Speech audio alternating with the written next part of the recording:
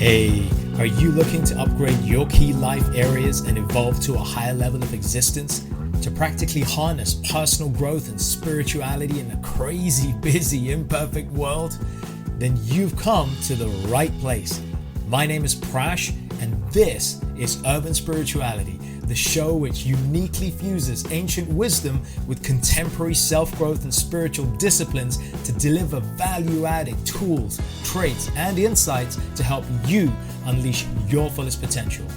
We always keep it real, featuring authentic, unfiltered dialogue with guests from diverse backgrounds to inspire, entertain, and enlighten all who listen. So get ready for your dose of urban spirituality.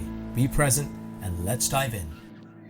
Ladies and gentlemen, welcome to another episode of Urban Spirituality with your host Prash K. And I am super happy to have somebody who I'm pretty sure you've not heard of, but I really think you're going to like what she has to say. Somebody who I think is a little bit of a, you ever seen that movie Saving Private Ryan?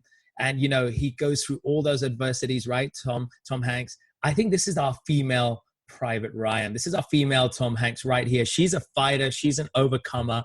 And she's 5,000 miles away in sunny Orlando, Florida. But we have her right here on our show. She's the award-winning CEO of 2 successful companies in Orlando, Florida, a dedicated and long-standing practitioner of the amazing art of Bhakti Yoga, which dates back over 5,000 years. She's rubbed shoulders with some celebrities in her work, and she's an up-and-coming social media vlogger sharing her authentic life experience and wisdom with the world. I'm so excited to introduce you to the lovely Rupini Springer. Namaste, Rupini. Ooh, What's up, girl? What's up? I'm doing excellent. I'm doing really well. How are you doing?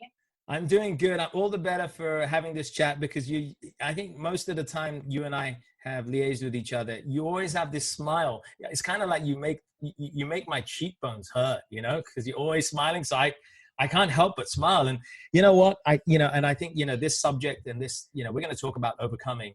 And for such a heavy, difficult subject, which I think most of us watching or listening to this can relate to adversity, challenge, and hardship in life. And for you to be smiling despite having gone through so much, I think it's testimony to your attitude. There's something that you're doing. It's either that or it's something in your water, but one way or the other, we want to know more. It's the brain. Awesome. All right. I can't close my mouth. You can't close them. It's the braces. All right, Rups, listen, Rupi, where do we start? I mean, what a journey. Take us back a few years. Tell us a little bit about Rupi's background, because you haven't always, you're not native, kind of born in America, kind of, but you have Swedish. Tell us a little bit about your background. Yeah, totally. So actually, I'm from Sweden. My mom is Dominican. My dad is Swedish. I grew up in Sweden. We ended up moving to England to go to school, and then I moved to America in the year 2000.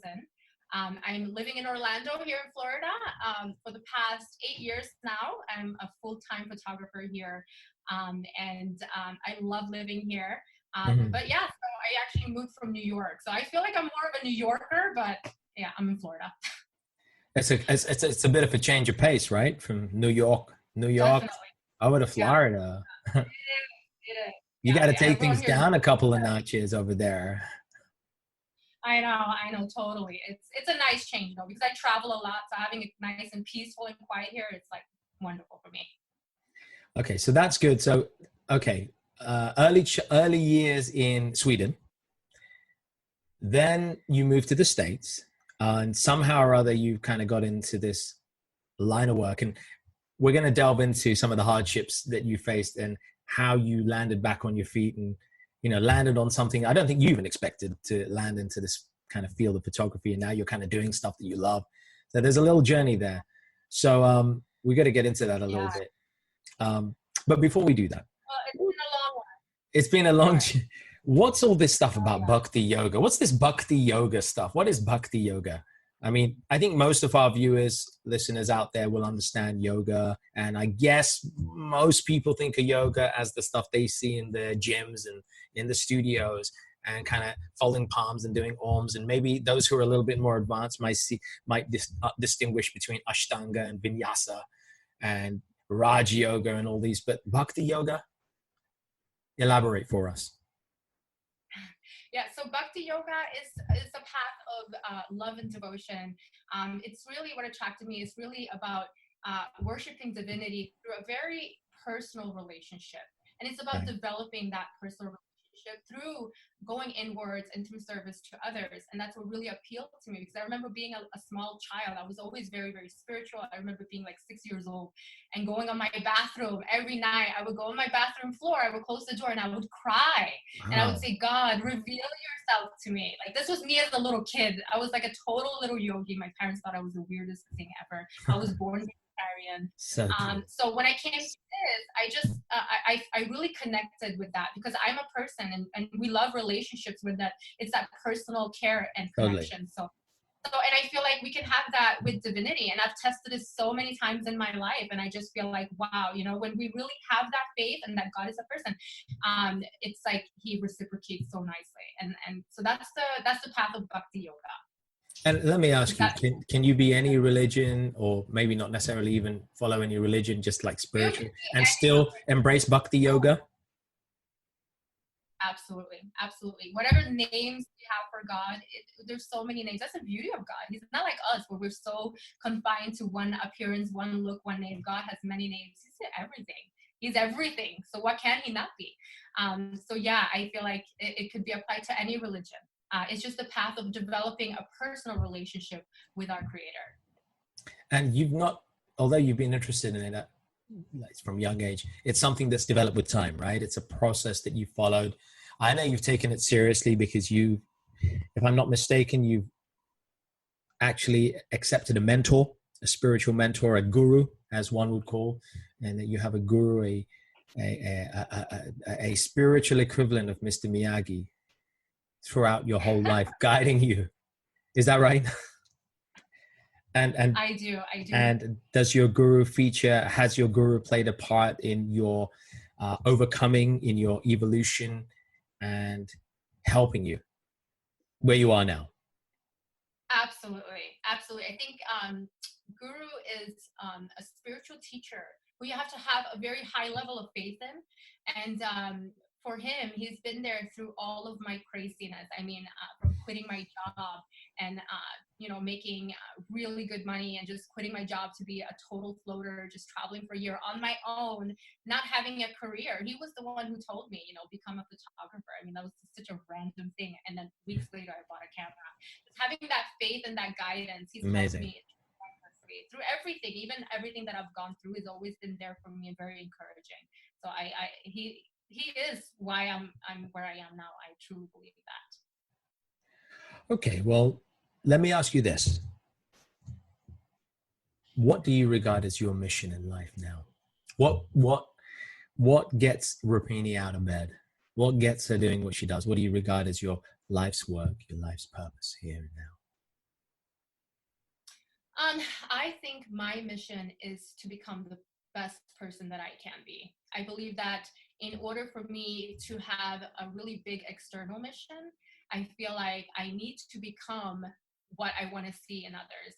And so for me, my mission has always been my self-improvement. How can I be a better person? How can I be more compassionate? How can I live by example? How can I get up out of bed and practice what I preach, And right. I feel like that has always worked for me so well, because when there's sincerity there and you're really just trying to work on yourself and not so much worrying about what other people are doing and how they're doing it and all this, I feel like that's when God gives you a grace and ability to empower others. And so I feel like right now, that's kind of like what's happening with me. I feel like I'm just living my truth. And by living my truth, somehow or other, I'm inspiring other people. And that was just a cherry on the cake, So I think eventually, who knows what could happen, but keep doing what I'm doing now and just get better as a person. That's really my mission. I mean, I came alone and I'm going to leave alone. So I'm focusing on this space right now. Right. I like that. And I want to get you to open up and share some of that wisdom for the benefit of everybody who's tuned in here. So let's start by talking about overcoming. What do we mean? What is your definition of overcoming, and hardships and the things that come with that? Give us a little bit of a frame of reference in your view. I think that overcoming is just living life with its ups and downs with full faith that everything is happening for you. I feel like, we're all going to have traumas. We're all going to have people dying in our families. We're all going to have different things, and we're all going to have joys. And I feel like going through that with a strength, a spiritual vision on why things are happening, and also a belief that things are happening for a reason. I think that we can overcome anything. Overcome just basically means passing through it without becoming super damaged. We have to really hone in on our inner strength and our connection to divinity. And when we're going through those things, which we all we'll have faith and say, okay, what is happening? Why is it happening? And it's going to pass, because I have full faith that whatever is happening right now is for my betterment. What can I learn from this? I believe that that's overcoming. That's how you see everyone that's in a spiritual path, even the most famous, Nelson Mandela, Mother Teresa. I mean, they all went through hell. Why do people go through hell? And I feel like they have been carved to become who they are. They've been carved out all the layers of greed, fault, taking things for granted. All of these little subtle energies that we have. I think that pain and suffering really just peels it off, because we become like naked. As one of the things that I love to say is embrace the helplessness. Embrace the helplessness, because during that time, I feel like these moments of helplessness, they're so full, they're rich with potential. Can you give me an example of that? I really like that phrase, embrace the helplessness. But let me tell you my problem with that. Maybe some of you can relate out there. My problem with that is that, a lot of people, they don't want to embrace the helplessness. They don't like the feeling of helplessness. The feeling of helplessness is obviously a uncomfortable feeling for most people. And the human tendency is to undo the helplessness, to quash the helplessness, to dissolve it, to somehow become empowered, right? It's the opposite of helplessness. And yet here you are presenting quite an unorthodox view, and I'm compelled. Give me an example how one might embrace helplessness in a scenario. Well, I mean, okay, I'll give you one example. My husband, as you know, he passed away from cancer. This is a situation I cannot change it. And when I mean embrace the helplessness, I don't mean to just say, oh, just do whatever you want to me. It's more of a feeling of surrendering to God's plan. Because if we're, I truly believe that God has a plan for all of us. And, why do things happen to us? So embracing the helplessness is not about just falling and crashing and burning from it, but it's to really become surrendered to the process of life. I mean, most of these things are going to happen to everyone. Like death, for example, if we think about it, it's just as natural as birth. So we can either say, oh, I hate why this is happening to me. I hate, I lose faith, or this is not fair. You have to empower yourself. And you have to say, you know what, I'm a spiritual being. I'm eternal. I'm on this journey. And I have full faith that God is doing everything exactly how he wants it. And that gives us a level of empowerment and surrender, because now we're not responsible for everything. We give all the responsibility to God, and we trust in him. And we say, you know what? This is my journey, and I embrace it. Give me the lessons that I need to learn from it. Because if I'm going through a lot of painful things and I'm not learning anything for it, then I have just completely wasted that experience. And who knows, it's an invaluable experience, because I think trauma gives you the most lessons out of all the things that can happen to you. You can become so strong from it. And that's where I feel like I didn't know how strong I was until all of the crap I've gone through happened to me. And then I'm like, wow, you know what? God, I surrender to your plan, just as long as you don't let me lose faith in you. That was my thing. So helplessness is not about, oh my God, I can't do anything. It's about taking back your power and knowing that everything is happening for a reason. This is God's plan. And I think that's just a level of surrender. Because what can we do? We can't change it anyway, right? There's a lot of situations. And if you can't change it, by all means change it. But there's a lot of things in life that we just cannot change at that very moment. Okay, I agree. So, and let me replay that. I guess what you're saying is you can actually empower yourself by trusting in a higher plan. So you're not seeing you're what you're saying is you're inviting here us to reframe our conception of helplessness, that seeing it as something that is an opportunity for us to learn to trust in a higher plan, to surrender to a higher cause. That's what we're saying, right? Absolutely. Absolutely. So help us out here. How can somebody do that if they've maybe they don't believe in God, maybe maybe they hate God, or maybe they just don't know how to surrender or who to surrender to. I think that one way is to, I feel like you're a product of your environment. So Hmm. if you're feeling hopeless, broken and hopeless, and you're not believing in the process of life, I feel like the best way to do that is to be around people that inspire you.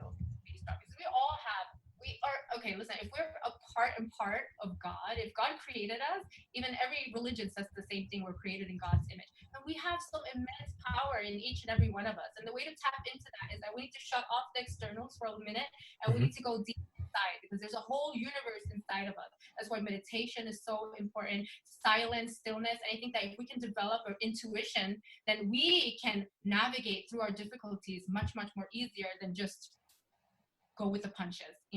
And I think even if you don't believe in the higher power, I think there's something inside of you can empower yourself, and sometimes it takes to change and shift our environment so that we have that facility to do that, to be able to get inspired by other people. I mean, that's really when I went through a lot of stuff. I mean, it's really hard to be very positive when you're in the midst of going through something, but the thing that helped me the most was just surrounding myself with people that had the knowledge. They gave me affirmation that made me feel like there's hope when I didn't feel it myself.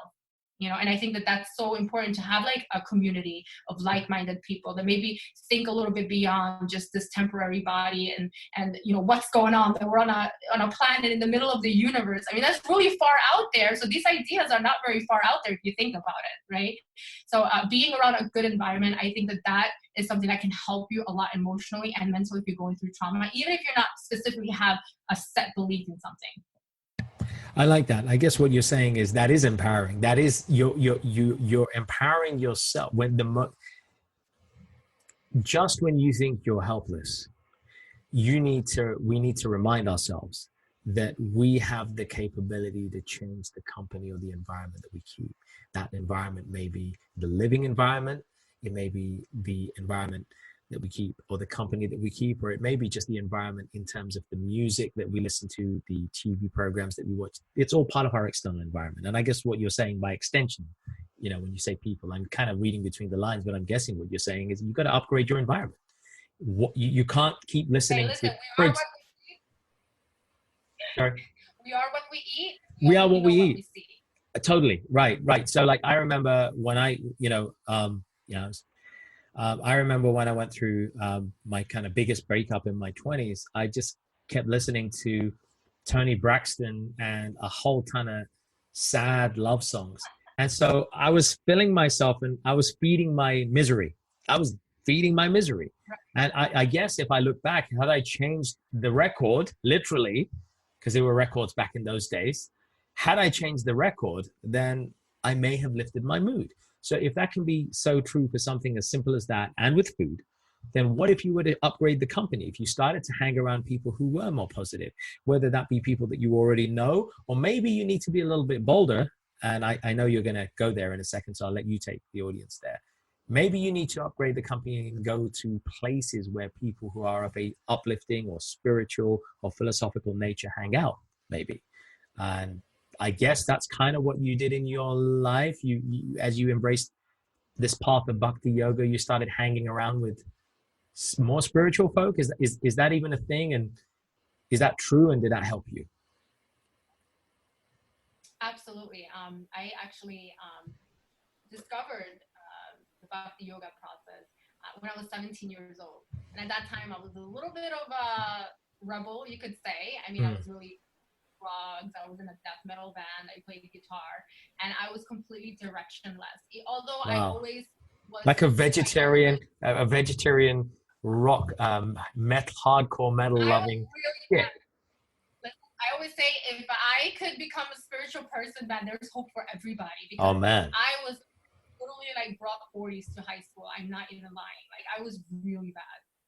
And I always cut school, but I always knew there was something more, and I was Right. just waiting for that to happen. It's a weird description, but I was just waiting. I'm sure a lot of people have a feeling, okay, something might happen, and that was like me, my whole like high school life until I met the roadies, and they, I was really against it. That's the funny part. I was like, oh, whatever, I don't want to hear about it. Don't preach to me. I would say, whoever it is, I would say the opposite. I'm Christian. I'm Catholic. I'm Jewish. No, Yeah, just to get rid of him, right? Me. Yeah, and but yeah, it just the process given, I think, was life changing for me, and it just automatically purified me to the point where I just kind of got rid of the drinking, got rid of the smoking, and I just wanted to find out, like, who am I? Who am I? And all of the things that happened in my life. I've had a crazy life, and I'm only 32 years old. I'm going to be 33.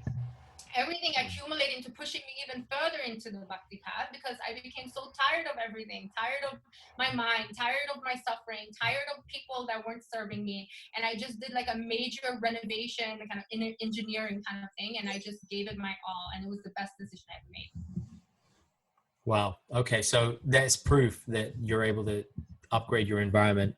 There has to be sufficient willpower to do it and a sufficient reason to do it. And I guess what you're saying is that if you want to reduce the amount of suffering that you have, on the one hand, you embrace what you're going through, but if you want to keep that journey from being a long one, then you've got to play a part in that. You've got to upgrade the company that you keep.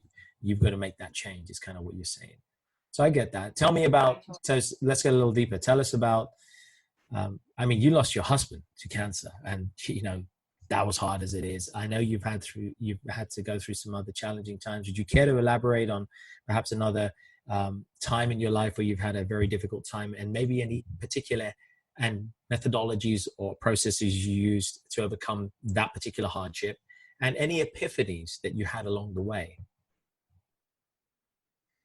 Yeah. So I grew up in Sweden. My mom was single mom to my sister. She was always studying. She was always super busy. My dad was a raging alcoholic. He was extremely abusive to my mom. And so they separated. He actually ended up committing suicide when I was 14 years old. Wow. I moved around as a kid, so I never had consistent friends. Like I just, changed environment constantly, from a small village in Sweden to the capital, to England, to America. I just kind of was all over. So I never had like long-standing deep connections. So I felt very alone and extremely insecure. Totally get that. Yeah, that's so hard. Yeah, You don't have solid attachments and yeah, a solid family connection, with ties of friends. I just felt like a total floater. I didn't have a regular life like most people did, and I always envied that, family and all these things.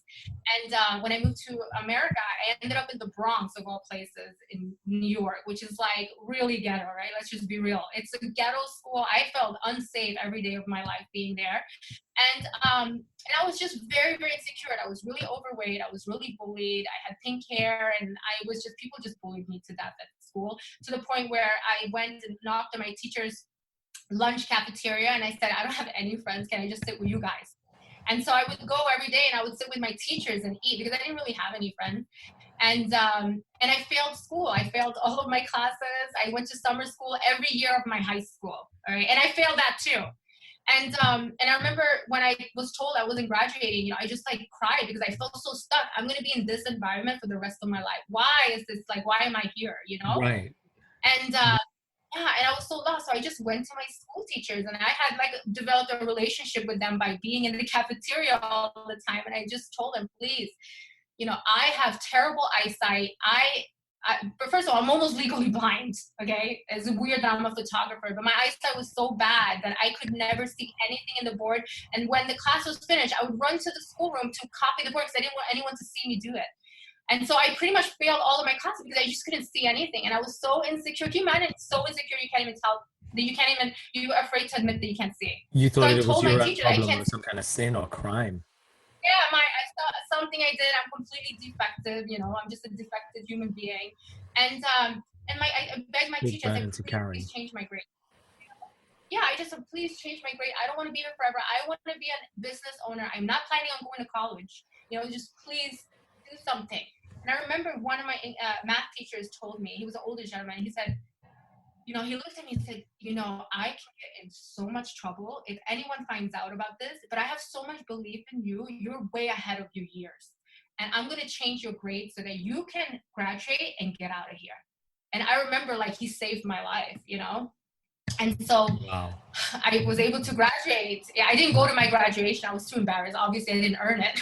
But, and I went straight into real estate, and I killed it in real estate. I started 17 years old. I was working illegally for a Jewish real estate company, showing apartments. I was like such a hustler at a young age, you know? Awesome. And and then I got my real estate license, and I started working for a big real estate investor for 8 years. And I remember so depleted and so tired. I had a beautiful dormant building in Brooklyn, and I just went home one day and I just looked up in the ceiling. I had my shoes on, everything. And I just started bawling. I just started crying, and I said, I hate my life. I don't have time to do anything. And when I do have the time, I'm so exhausted that I can't even do anything. My life was just working. So that at that point, I just had an epiphany. And I just said, I need to change my life right now. And I'm one of those extreme persons that either I go all out or I don't go at all. Like, I have to do everything. I have to change everything. That way I can't like gradually do things, you know, it just doesn't work for me. So I just sat there and I said, I'm going to quit my job and I'm going to go traveling for 1 year. And this was the beginning of having really personal conversations with God, because I told him that day, I said, I'm going to have full faith in you for 1 year. 1 year. I'm going to put all of my faith in you. You do whatever you want for me. Wherever I need to go, whatever I need to do, show me the way. I'm not going to have any plan. I'm going to book random tickets. I ended up in Poland, in England, all over America. And I had no plan. And I didn't know anyone. So I was soloing it for 1 year. My whole family thought I went crazy. Yeah. Incredible. My family, even my guru was heard. Oh my God, you're going to be by yourself, you know? But I just had to do that. I had to put all of my faith in knowing that I can change everything in my life if I really want to. I know it takes a lot of courage to do it, and I wanted to experience that courage because I felt like I had been stuck for so long. And so when I did that, it was the best experience ever, because somehow or other, I found a home, I found a program, I got invited places, I got invited to Europe, everything just fell into place through a spiritual path, which is what I wanted, you know? And it was not until the far end of that trip that I met my husband. 1 week before my return ticket to New York, I was going to move back into my mom's house. Can you imagine a daughter, like, you know, really well off, corporate, I used to wear a suit every day, to becoming like a hippie. I had like a knot in my hair. Like, yeah, because I was just free, you know? And it was then I met my husband, and we got married 6 months later. And then we went to India together, and my spiritual master, he said, you know, what are you guys going to do? And at that time, like, I wasn't doing anything. So he told me, you know, he said, become a photographer. You know, I want you to become the best photographer. And he told me, and I was so confused. Here I am in India, in the most sacred place, and I'm getting an instruction. I was thinking, like, become like, you know, just do the monk thing, or just like become, you know, do this practice. And he's telling me like to become a photographer. So I was thinking, oh my God, I'm so fallen. This is the type of instructions I get. You know, but all right, but I believed in him, and you believed in him, and well, fast forward. I believed in him. Fast forward, I didn't know that I needed to become a photographer because my husband was going to die 4 years later, and I needed to take over that business. Because at that time, I was just thinking, okay, my husband was into photography. I can just manage and help him because I'm really good with business. And so I was just kind of helping him out, doing the emails, all that stuff. We didn't really have much plan. And now when my husband got sick and he was, you know, I was told he's going to die, it just hit me that my spiritual master or my guru really knew, like, if I hadn't listened to that, where would I have been? I probably would have lost the entire business at that point. You know, if I don't know photography, how am I going to own a photography business, you know? Yeah. And so it's just amazing, you know, when you have a lot of faith. I think faith takes us so far, you know. And I think, you know, when everything happened with my husband, I mean, I had so much epiphany. And then I realized too that all of the trauma that I went through, I don't think any life experience has ever changed me as much as that. And my spiritual master told me later, he said, you have gone through things that people don't learn until they're 70 years old. And you have to see that as a blessing in many ways, because you're a little bit now more stronger, more knowledgeable, and you can really take that and help other people. And it just, it hit me because, I went through hell and back. Let me tell you, that was the most difficult thing you ever have to go through. And, you never experience it. And not one time, for some reason, not one time did I ever think, why me? Why me? Instead, I always thought, this is happening. What can I learn about it? What kind of stones in my heart right now need to be pulverized? Because obviously I'm going through hell. Sorry, I don't know if you can say that. I'm going through hell, and I need to figure out why I'm going through this. It's not because you're bad and this and that. I need to learn about myself. Maybe I take my husband for granted. Maybe I take life for granted. Maybe I need to become, something. Maybe I need to find inner strength and purpose.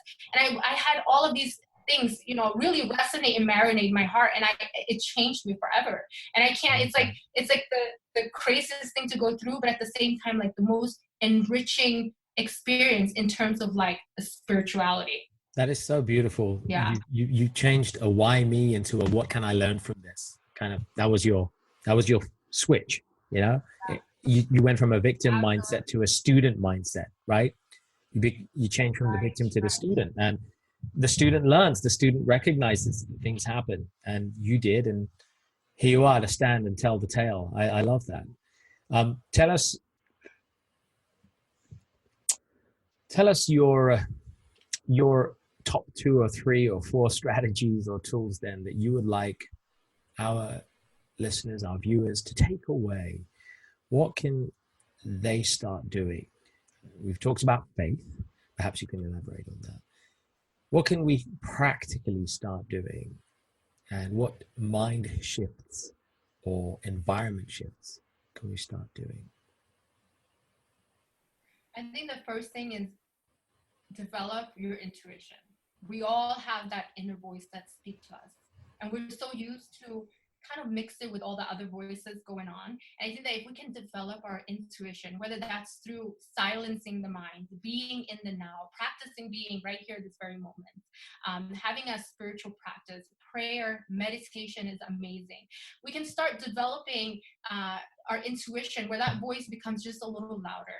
And instead of a voice talking, it becomes a very urgent feeling, a sense. And it might not be the most comfortable thing to do at that time, but our intuition will know, okay, this is what I need to do. And I think developing our intuition is so important for any spiritual practice. And I feel like we're so powerful inside that if we have that direct connection, our path would be so much more clearer, and it would also be much more easier because now we believe, and this is the right decision for me. I know it because my intuitive, my soul, everything is screaming for me to do it. And when you have that, you become just a little bit less fearless. You become more fearless in whatever decisions you make. So I would say definitely try to develop your intuition, your inner voice.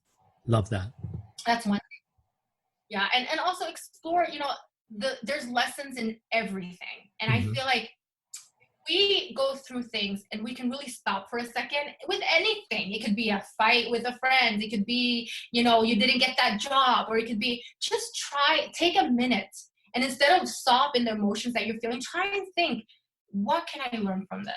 Do I need to be a little bit smarter? Do I need to not invest my emotions so much into something that I don't know is going to happen or not?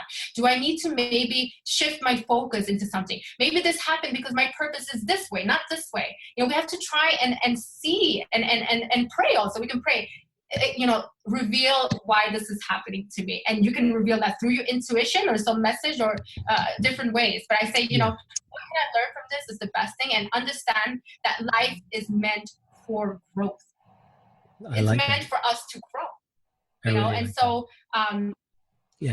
is meant for growth. So whether they're going great or bad, everything can be. It's very hard. It's a little harder to grow when you're very happy. I can tell you that, and from my own experience. When I'm happy, there's very little growth going on, except for I'm just very happy and pleasant. But when I'm going through a lot of hard things, that's when I start shifting gear and start thinking less about what's externally and more about what internally. You say that.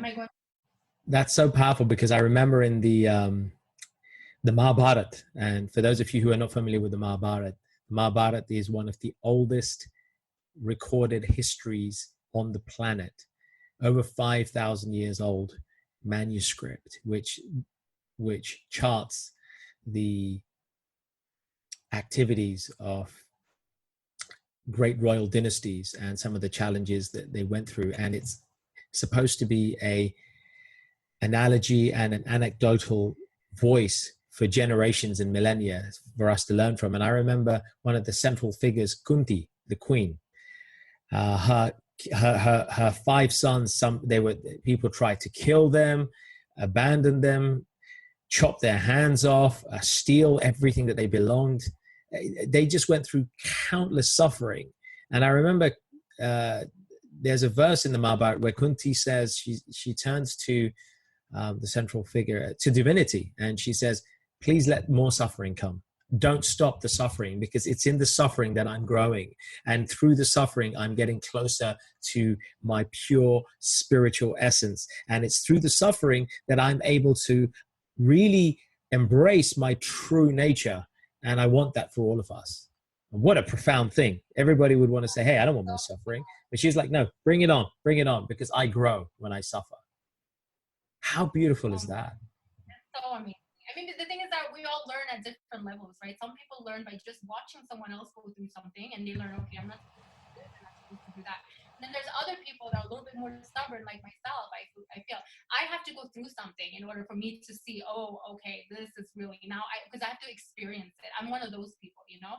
And I feel like, you know, everything that I've gone through, I have to say a little prayer of thank you for God, because I wouldn't be who I am today. And I can tell you that I've had a big transformation since I was 20, 21 years old. I'm two completely different people. And that's in part because of everything I went through. When I was going through it, of course, you don't see it at that moment at all. You don't see it. That's why you need good association around you, people that lift you up and brings you up. Lift you up, yeah. Later on, you will see it. If you keep your faith, you'll be like, oh, okay, you know, I kind of understand, you know, okay, my husband passed away. I'm going to pass away too. I realize that now. I was living like I was going to live forever. No, I need to change today. I don't have a lot of time. I need to do the things I want to do today. I didn't have that mindset before. Later, anytime I can do it later. And I realized, so fragile, my husband there, gorgeous, handsome, tall, beautiful, completely crippled, completely sick, out of nowhere. You know, so you start thinking, okay, to think that I'm going to live in this body forever is one of the biggest illusions in this material world, which is the only reason we procrastinate. We don't do the things we want, and we don't change. Because if we really knew that, listen, the time is not ticking. It's our life that's ticking. Time is always going to be there. It's our life that's ticking. If we don't know for real, okay, I need to change now. You know, if we don't have a concept that we are going to die, I think it's one of the biggest illusions in the material world. Wait a minute. Hey, wait a second. Tell us that story real quick, and mindful of time. Didn't you do an awesome video, a vlog, a motivational video, where you related the incident of the ancient king Yudhishthira from that book, the Mahabharata, 5,000 years ago, and there was something about his brothers being poisoned, and he gets asked the question, and the epiphany question is that I mean, it's nobody dies. What was that thing, real quick? What was that thing? Tell us. Yeah, it's a long story. I remember the video was like 12 minutes. I think it's the longest one. But he was asked, what is the most amazing thing in this world? In this world, right? What's the most, and he was like considered one of the most wisest people on the planet, right? King Yudhishthira, over 5,000 years ago. The king of Dharma. You know, he never spoke a lie ever. And he was asked this challenging question because at that point, his brothers had been poisoned. And this being said, I will revive your brothers if you can answer this question. If you can answer this question, yeah. Yeah, what is the most wondrous thing is the word. Wondrous thing, and he okay. thought about it for a minute and he said, the fact that every day people are dying, every minute, every day, but we never fully realize that it's going to happen to us. You know, and that is the greatest thing. And that is the biggest thing I learned because I was so faced with my immortality. I remember when my husband passed away, I couldn't sleep for weeks because I just kept thinking, oh my God, when am I going to die? When am I going to die? Like, what am I going to do? What have I done? I haven't done anything. I haven't helped anyone. I was so like in my mind. I mean, this is like a spiritual, spiritual people are like this, right? They start thinking, it's like, I call it like spiritual insecurity. We just start thinking about, oh my God, what can I do? And I really had to shift myself. Okay, listen, I'm not a giving person. I don't thank my mom enough. I take things for granted. What I have, it's a gift. My house, my car, everything is a gift. I've been loaned it by the creation. I need to be thankful for everything I have. My little problems that I have in my mind are so minute to everything that's going on in the world. People are literally dying this very moment. And I am complaining about this person at work spoke trash about me, or this person didn't book me because they cheated me, or this and that. These things are so minute. They're not even problems if you look in the pure perspective of our timeline here on earth and our mission, what we're supposed to do here, which is become better, everything that we're going through so that we can become better. It's like God is the most kindest teacher. He gives us exactly what we need, even if we hate it. Just like a parent might punish us and all of these things, and we don't like it. But God is so kind. He will always be there and will guide us through it. And if we can go through it with faith, I think that we come out way more stronger than we can ever imagine. I remember thinking, I'm so strong. I had no idea. My faith was so high. I thought, I have faith. But when you're going through it, you have to like, in the stillness, you have to be like, okay, what do I really believe? Because it's easy to like have like a philosophy and, out there, I believe in this and that. But when things are happening to you and you really had to hone in on what you truly believe in, you start realizing where you lack and where your gains are, That's really powerful. Thank you. This is profound. So I want to wrap up with a couple of rapid fire questions. This is kind of the fun part that I really like. So we've talked a lot about some powerful stuff. I want to dig underneath the surface and find out your three routines or daily habits that you have to do every single day that make part of your day. All right, that doesn't include eating, right? Yeah, right. Talk about the other things. So, I do meditation every day. I do mantra meditation specifically. Okay. On my beads, and I do this 2 hours every morning. And for me, it's my time to just be with divinity. I try and really shut out all the noise that's going on in the mind. Your mind is like a movie constantly playing. It's creating dialogues, it's creating scenarios. It's a big imagination.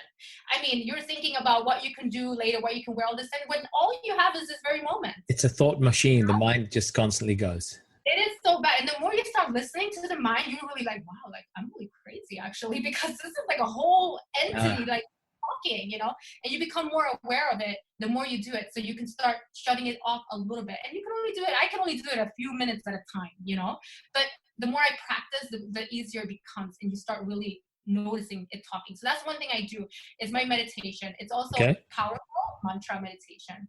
The other thing that I do is I have my puja, my altar in my home. So I always do that every morning. Like your personal worship. There's a personal form of devotion and reverence that you practice. So my it's your personal space. Spiritual sanctuary. I always say it's like my purity. It's my sanctuary where I feel like it's just clean, it's pure, and I'm able to really love that. Connections there. So that's another thing I do. And then the third thing that I do is I always keep in touch with my close friends, and all of my friends are like-minded like me, and we share our problems with each other, like so cool. it's so important to have that person that you can really share yourself unfiltered with. And it's great help because they give you a perspective that maybe you didn't really see. And I think so having deep spiritual connections with your friends, like right after this, I'm hanging out with my best friends, it's so important. And I think we're so busy, trust me, I'm super busy too, but if I don't have that connection, that human communal connection, I feel a little bit isolated,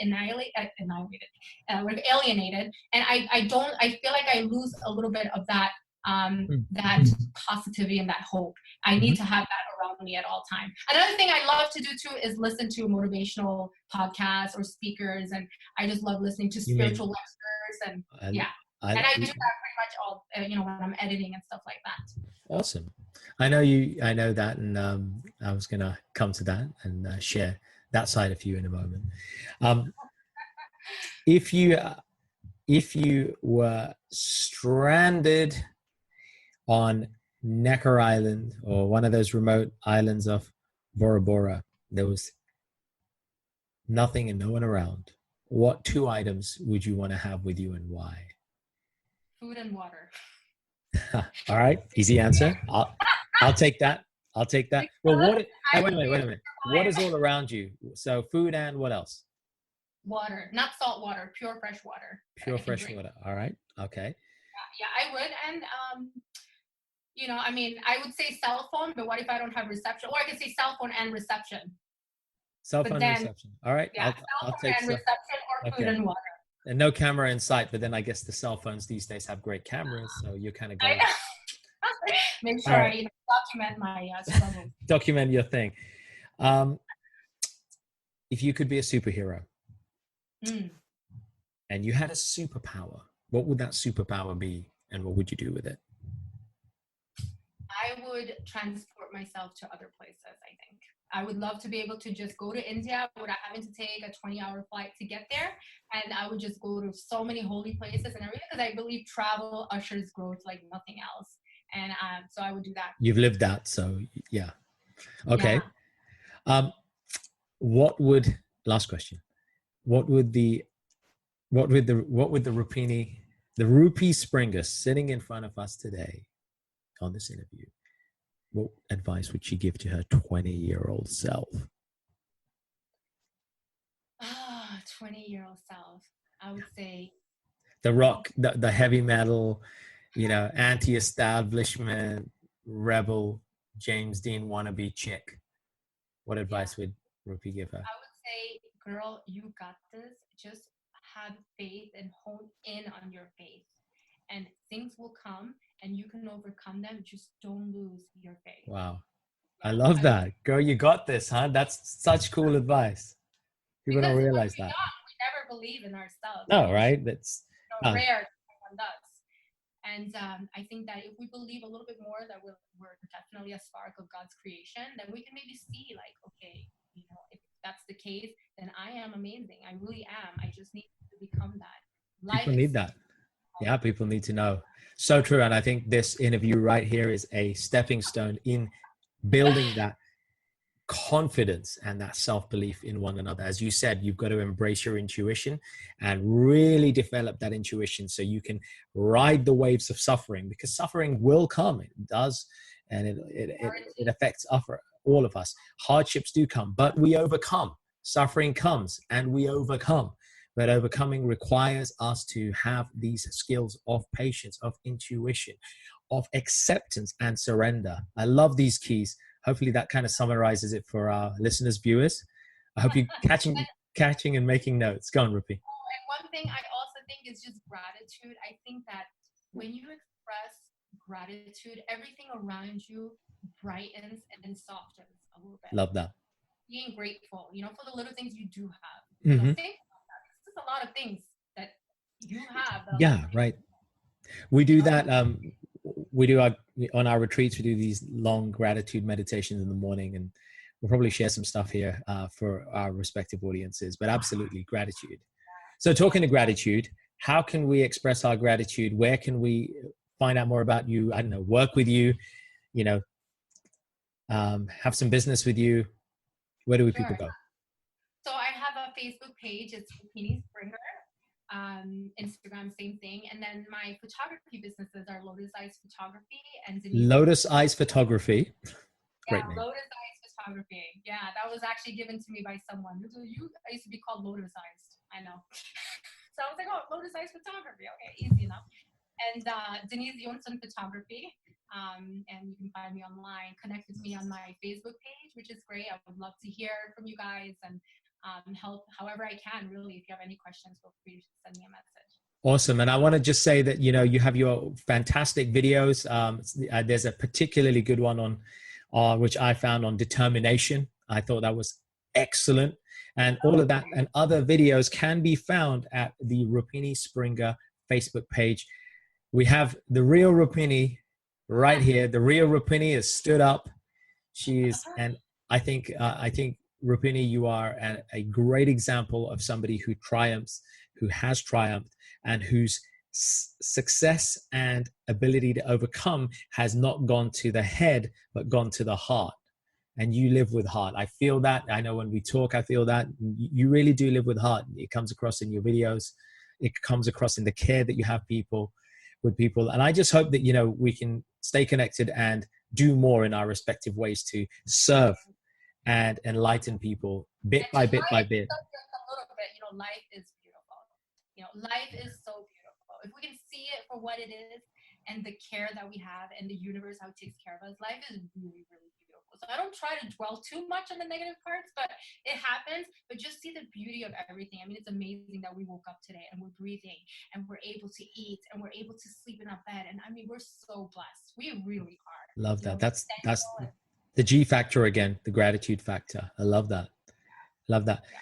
Folks, that's us done here. I want to just part by reminding you, if you're enjoying this stuff and you're finding value, enlightenment, and enrichment by listening to each and every one of these powerful interviews with unique guests bringing their craft and wisdom to the door for you, then don't forget to tune in and subscribe and like our podcast. It's Urban Spirituality on iTunes. You'll find it. Just Google Urban Spirituality Prash, Prash, and you will find it on iTunes, on Android and Windows platforms as well, of course. Go ahead, like and subscribe on our YouTube channel, Urban Spirituality. Go and like and subscribe and follow what we're doing and support us in making sure we make a great big dent in the media's campaign to massacre our brain. That's what we got to do here, folks. Kind of going crazy and rhyming here a little bit, but hey, people say, are you brainwashed? I'm like, wait a minute. Everybody's brainwashed, because guess what? We have a guru in our house. It's called the one-eyed guru, the TV. That damn thing is brainwashing most of us all damn day. And now they're on the phone. I am washing my brain. That's exactly what I'm doing. Thank you for noting, because that's exactly what I'm doing. I'm right there. Of all of the dirty things that are in there and trying to allow something clean. Yeah, you're right. Yeah. We got to transmute. Right. Yeah. There you go, girl. See? So, folks, please make a deliberate effort. Like our iTunes Urban Spirituality podcast. Go find it. Urban Spirituality Prashke. Like it. Check out all the backlog of episodes. There's some awesome stuff there. Share this with your friends and YouTube. Don't forget to like the Mantra Therapy page on Facebook. Show a little love. We're on Insta as well. And let us continue. There'll be loads more to come. Thank you so much for tuning in. We'll try and get back to the questions, comments as we can. Loads of love from me, Prashke. Peace out, Rupini. Take a bow, girl. Namaste. Namaste. Have a good one. Awesome. Hey, folks. Thanks so much for listening. I really hope you enjoyed this episode. And as with all our episodes, found something to inform, inspire, and empower you in your personal and spiritual journeys in life. As always, feel free to leave a little love through your ratings and comments, subscribe, and share it with those you care about. And take your personal and spiritual evolution to the next level by joining us on one of our unique events, workshops, or retreats, or taking advantage of our personal and professional coaching packages. Find out more about us at mantratherapy.co.uk. I'm your host, Prash K. This is Urban Spirituality, and we will catch you on the next episode.